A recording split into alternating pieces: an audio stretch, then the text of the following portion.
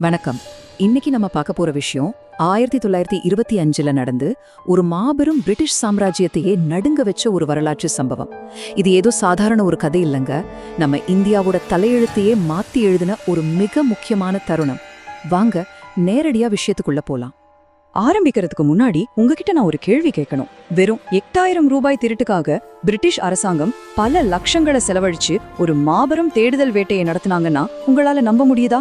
கண்டிப்பா நம்பிதான் ஆகணும். ஏன்னா ககோரி ரயில் சம்பவம்ங்கிறது வெறும் ஒரு சாதாரண கொள்ள கிடையாது. அது நம்ம சுதந்திர போராட்டத்தையே ஒரு ஆயுத புரட்சியா மாத்தின ஒரு மிகப்பெரிய தீப்பொறி. அது எப்படி நடந்துச்சுன்னு இப்ப பாப்போம். பகுதி 1, ஆயுத புரட்சியின் தீப்பொறிகள். அதாவது மக்கள் எப்படி சாதாரண போராட்டத்திலிருந்து கிளர்ச்சிக்கு மாறினாங்க அப்படிங்கிற பின்னணியை பார்ப்போம். கொஞ்சம் பின்னோக்கி பார்த்தோன்னா 1919ல பிரிட்டிஷ்காரங்க ரவுலட் சட்டத்தை கொண்டு வந்தாங்க. எந்த ஆதாரமும் இல்லாம யாரை வேணாலும் கைது செய்யலாங்கிறத இந்த சட்டம். இதுக்காக 1920ல காந்தியடிகள் ஒத்துழையாமை இயக்கத்தை தொடங்கினாரு. மக்களும் ரொம்ப ஆர்வமா கலந்துக்கிட்டாங்க. ஆனா 1922ல நடந்த சௌரி சௌரா வன்முறைக்கு பிறகு காந்தி இந்த இயக்கத்தை அப்படியே வாபஸ் வாங்கிட்டாரு. இது பல இளைஞர்களுக்கு ஒரு பெரிய ஏமாற்றமா போச்சு.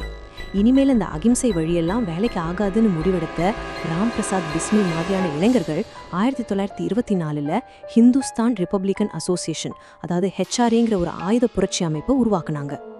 அடுத்த பகுதி HRA மற்றும் அவங்களோட திட்டம். இந்த தாக்குதலுக்கான வியூகம் எப்படி உருவாச்சுன்னு பார்க்கலாம். இப்போ இவங்க கிட்ட ஒரு பெரிய பிரச்சனை இருந்துச்சு. அமைப்பு தொடங்குனா மட்டும் போதுமா? ஆயுதங்கள் வாங்கவும் பயிற்சி கொடுக்கவும் நிறைய பணம் தேவைப்பட்டுச்சு இல்லையா? ஆரம்பத்துல சில பணக்கார வியாபாரிகள் கிட்ட இவங்க கொள்ளையடிக்க முயற்சி பண்ணாங்க. ஆனா அது மக்களால தப்பா பார்க்கப்பட்டு புரட்சியாளர்களோட பேரையே கெடுத்துடுச்சு. அந்த நேரத்துலதான் ராம் பிரசாத் பிஸ்மில் ஒரு முக்கியமான விஷயத்த கவனிச்சாரு. லக்னோ ரயில் நிலையத்துல நம்ம மக்கள் கிட்ட இருந்து வலுக்கட்டாயமா வசூலிக்கப்பட்ட பிரிட்டிஷ் அரசோட வரிப்பணம் எந்த ஒரு பெரிய பாதுகாப்பும் இல்லாம ஒரு ரயில்ல ஏற்றப்படுறதா அவரை பார்த்தாரு. இந்த பணத்தை நாம எடுத்தா நம்ம புரட்சிக்கும் பணம் கிடைக்கும், அதே சமயம் பிரிட்டிஷ் அரசாங்கத்துக்கும் ஒரு பெரிய பயத்தை உருவாக்கலான்னு அவர் நினைச்சாரு. ஏன்னா இது திருட்டு கிடையாது, பிரிட்டிஷ் அதிகாரத்தின் மேல தொடுக்கப்பட்ட ஒரு நேரடி தாக்குதல். இந்த தாக்குதலுக்கான பிஸ்மில்லாவோட திட்டம் ரொம்பவே துல்லியமானது. இதுக்குன்னு 10 புரட்சியாளர்களை தேர்ந்தெடுத்தாரு. ஷாஜஹான்பூர்ல தனித்தனி குழுவா ரயில்ல ஏறுறது, ககோரிங்கிற ஆளில்லாத கிராமத்துக்கிட்ட வந்ததும் ரயிலோட அவசர சங்கிலியை இழுத்து நிப்பாட்டுறது, உடனே என்ஜினறைய கட்டுப்பாட்டுக்குள்ள கொண்டு வந்துட்டு அந்த இரும்பு பெட்டியை உடைச்சு வரி பணத்தை எடுக்கிறது. இதுதான் பிளான். ஆனா இதுல அஷ்பகுல்லா கான் ரொம்பவே கடுமையான ஒரு நிபந்தனையை வச்சிருந்தாரு. அது என்னன்னா, எந்த காரணத்தை கொண்டும் எந்த ஒரு இந்தியரோட உயிருக்கும் சின்ன ஆபத்து கூட வரக்கூடாது அப்படிங்கிறது தான். பகுதி 3, ககோரி தாக்குதலை செயல்படுத்துதல்.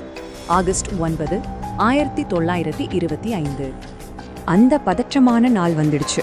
பிளான் பண்ண மாதிரியே அந்த 10 பேரும் நம்பர் 8 பேசஞ்சர் ரயில்ல ரகசியமா ஏறாங்க.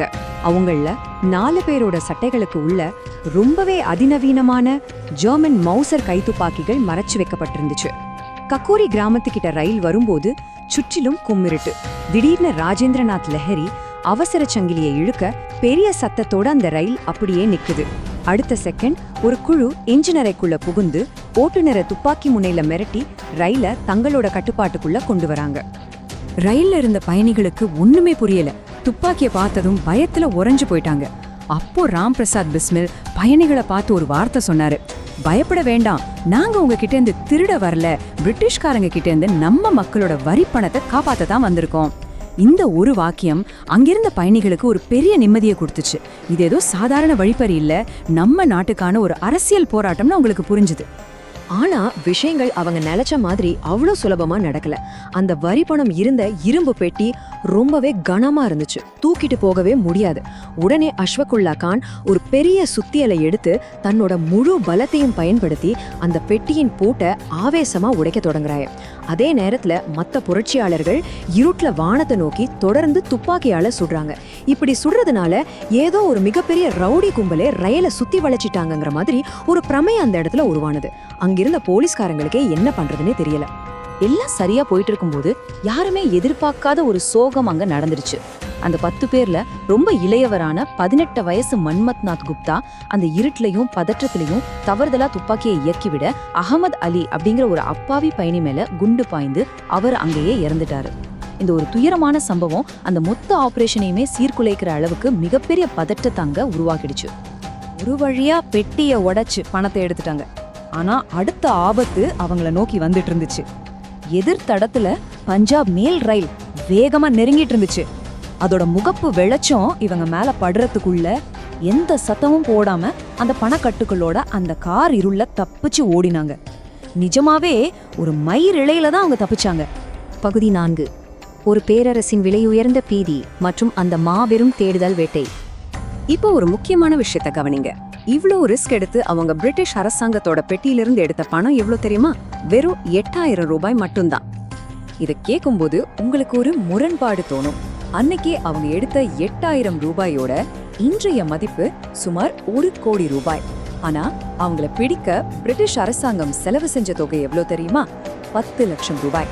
அதாவது இன்னைக்கு மதிப்புல சுமார் 150 கோடி ரூபாய். யோசிச்சு பாருங்க, 1 கோடி ரூபாயை பிடிக்க 150 கோடி செலவு பண்ணுவாங்களா? ஏன்னா இது பணத்துக்கான பிரச்சனை கிடையாது. இது பிரிட்டிஷ் அரசாங்கத்தோட ஈகோ, அவங்களோட அதிகாரத்துக்கே விடப்பட்ட ஒரு மாபெரும் சவாலா இதை அவங்க பார்த்தாங்க. சரி, இவ்ளோ கச்சிதமா திட்டம் போட்டவங்க எப்படி மாட்டிக்கிட்டாங்க? இதுக்கு காரணம் அவங்க அவசரத்துல அங்கேயே விட்டுட்டு போன ஒரு சாதாரண போர்வை தான். அதுல ஷாஜஹான் போர் முத்திரை இருந்துச்சு. இந்த ஒரே ஒரு சின்ன தடயத்தை வச்சுக்கிட்டு சிஐடி நாடு முழுக்க வலைய விரிச்சாங்க. தகவல் சொல்றவங்களுக்கு 5000 ரூபாய் சன்மானம் அறிவிச்சாங்க. இதனால 40க்கும் மேற்பட்டவங்க அதிரடியா கைது செய்யப்பட்டாங்க. அந்த 10 பேர்ல 9 பேர் பிடிபட்டுட்டாங்க. ஆனா சந்திரசேகர் ஆசாத் மட்டும் போலீஸ் கண்ணுல மண்ணை தூவிட்டு நிழல் மாதிரி தப்பிச்சிட்டாரு. பகுதி 5. நீடித்த மரபு, தியாகிகளும் இயக்கங்களும். பிடிப்பட்டவங்களுக்கு கிட்டத்தட்ட 1.5 வருஷம் கடுமையான விசாரணை நடந்துச்சு. அதோட முடிவு ரொம்பவே கொடுமையானது. ராம் பிரசாத் பிஸ்மில், அஷ்வகுல்லா கான், அப்புறம் ராஜேந்திரநாத் லஹரி ஆகிய 3 பேருக்கும் பிரிட்டிஷ் அரசாங்கம் மரண தண்டனை விதிச்சுது. இந்த செய்தி தெரிஞ்சா மக்கள் இந்தியா முழுக்க கொதிச்சு எழுந்து போராடுவாங்கன்னு பயந்து திட்டமிட்ட தேதிக்கு முன்னாடியே 1927 டிசம்பர்லயே அவசரமா இவங்கள தூக்கிட்டுட்டாங்க. தப்பிச்சு போன சந்திரசேகர் ஆசாத் 1931 வீரமரணம் அடைகிற வரைக்கும் பிரிட்டிஷ் போலீஸ் கிட்ட சிக்கவே இல்லை. ஆனா இவங்களோட தியாகம் வீண் போகலங்க. பிஸ்மில் சிறையில எழுதின சுயச்சரிதைய அரசாங்கம் உடனே தடை பண்ணாலும் மக்கள் கிட்ட அது காட்டு தீ மாறி பரவிச்சு. பிஸ்மில் மற்றும் அஷ்வகுல்லா கான் இடையில இருந்த அந்த ஆழமான இந்து முஸ்லிம் ஒற்றுமை நம்ம சுதந்திர போராட்டத்தோட ஒரு மிகப்பெரிய அடையாளமா மாறுச்சு. தப்பிச்ச சந்திரசேகர் ஆசாத் சும்மா இருக்கல. HSRன்னு ஒரு அமைப்பை உருவாக்கி பகத்சிங் மாதிரி பல பேருக்கு ஒரு பெரிய இன்ஸ்பிரேஷனா இருந்தாரு. பின்னாடி நடந்த பல புரட்சிகர நடவடிக்கைகளுக்கு இதுதான் ஒரு மாடல். இன்னைக்கு அந்த ககோரி ரயில் நிலையத்துல இவங்களுக்காக ஒரு பெரிய நினைவிடமே இருக்கு.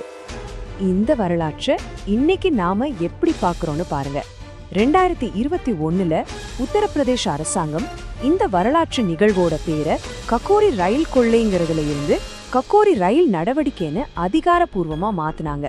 ஏன்னா இது திருட்டோ கொள்ளையோ கிடையாது, இது நம்ம சுதந்திரத்துக்காக எடுக்கப்பட்ட ஒரு மாபெரும் நடவடிக்கை. இந்த வரலாற்று பதிவை முடிக்கிறப்போ உங்ககிட்ட ஒரு இறுதி கேள்வியை விட்டுட்டு போறேன். சில ஆயிரங்களை மீட்க போய் பிரிட்டிஷ் அரசாங்கம் ஏன் பல கோடிகளை செலவழிக்கணும்? ஏன்னா எங்களை யாராலும் அசைக்க முடியாதுன்னு நினைச்சிட்டு இருந்த பிரிட்டிஷ் ஏகாதிபத்தியத்தோட தலையில விழுந்த மிகப்பெரிய இடிதான் இந்த ககோரி ரயில் நடவடிக்கை. இது பிரிட்டிஷாரோட பலவீனத்தை தோலுரிச்சு காட்டினது மட்டும் இல்லாம அடுத்து வந்த பல தலைமுறை இளைஞர்களுக்குள்ள சுதந்திர நெருப்பை பத்த வச்சது. இதுதான் ககோரியோட உண்மையான வரலாறு. சரி, இதே மாதிரி சுவாரஸ்யமான இன்னொரு வரலாற்று பதிவில் உங்களை சந்திக்கிறேன். நன்றி.